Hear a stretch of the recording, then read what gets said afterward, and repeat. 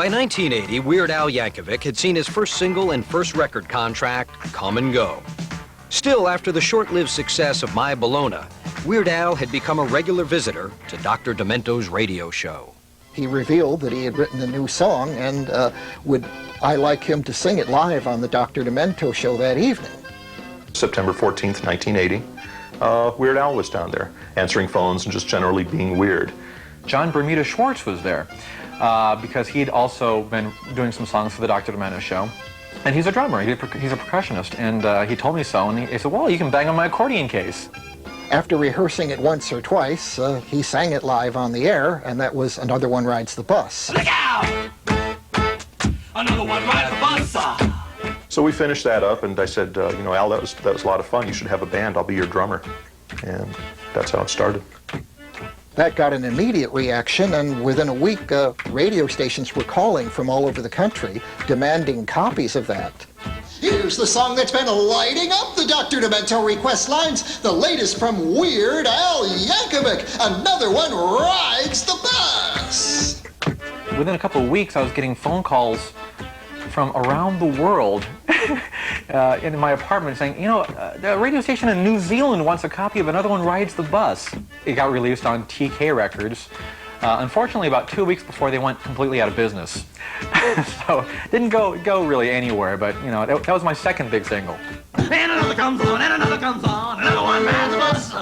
Hey, he's gonna sit by you, another one rides the bus. Probably the best example of a Weird Al performance without his band, Al on the old Tom Snyder show. Al was invited in off of the success, the sort of cultish success of Another One Rides the Bus. So there was Al playing his accordion and Bermuda Schwartz drumming on the accordion case doing Another One Rides the Bus. Another one rides the bus. Hey, they're gonna sit by you, another one rides the bus. That was the first time I'd ever been on national TV. And it was pretty exciting. We were both very young, very, very young. All of a sudden, I picked up Billboard magazine in the mail and it said I was on the charts. So I said, hey, I guess I better become a recording artist. But he did have another option. In 1981, Al received his bachelor's degree in architecture.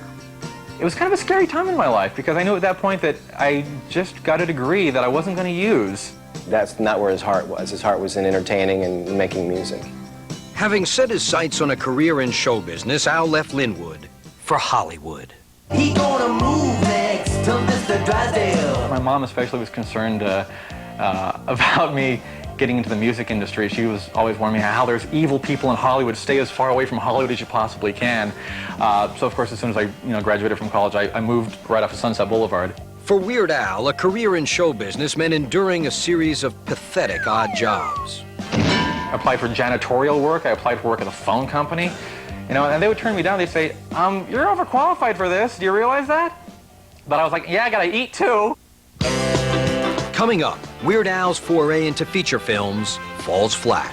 Siskel and Ebert thought I was the Antichrist. Hey, Bobo, wanna play a game?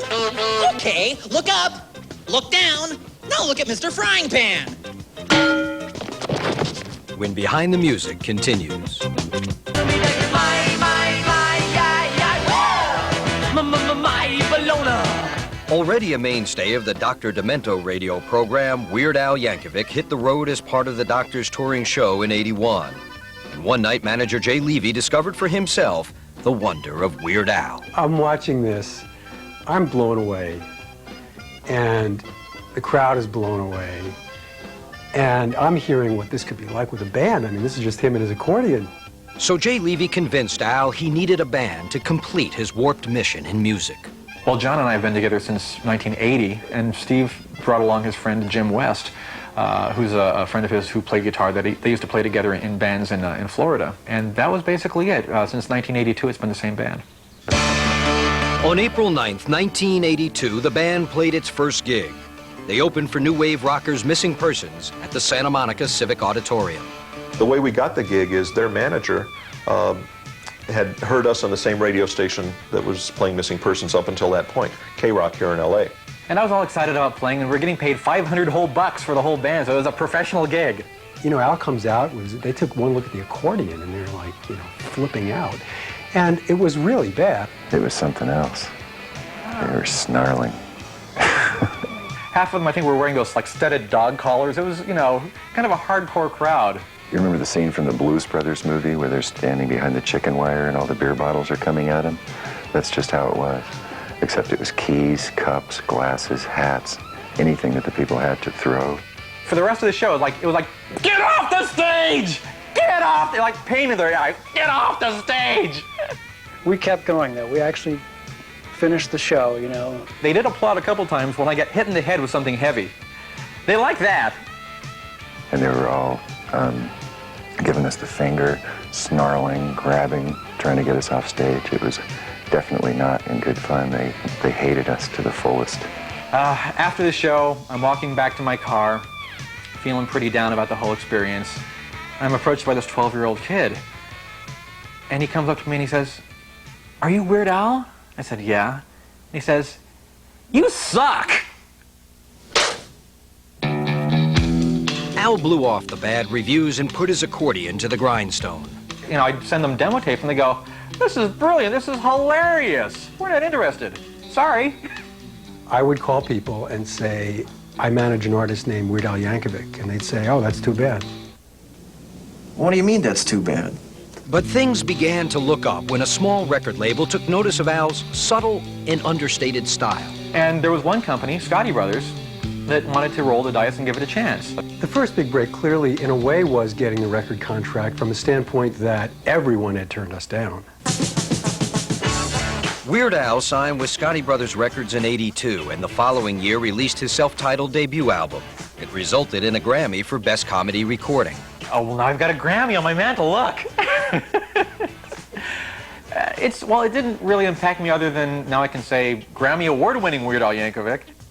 Al's first steps to stardom coincided with the birth of music television. MTV snagged Al from the airwaves and dropped him into America's living rooms.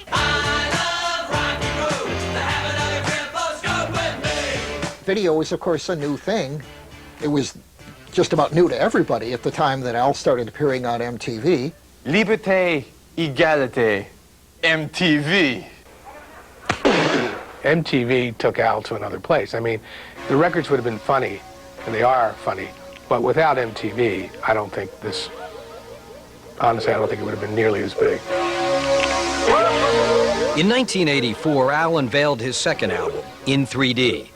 It featured a parody that scrambled Michael Jackson's hit Beat It into the spoof Eat It. The video was a buffet for buffoons, and it made Weird Al an instant celebrity. Just eat it, don't you make me repeat it. You know, I was just kind of this faceless jerk from LA who made silly records, and after that I was a highly recognizable jerk from LA who made stupid records. I think from overnight he went from playing maybe 500-seat halls, and then when Eat It hit, especially when the video hit MTV, overnight they were playing venues that were 3-4 times as large and the place was packed. You know, I remember the first time I was in some fast food restaurant waiting in line and people were like, "Hey, it's the Eat It guy!" "Oh yeah, that's me, I'm the Eat It guy." The first thing that impressed me was when they would announce his birthday on TV, you know, so all the world. In February of '84, Eat It beat out Eddie Murphy and Richard Pryor for the Grammy for Best Comedy Recording. Weird Al had gone from toilet stall recording artist to squeezebox superstar. Let's go!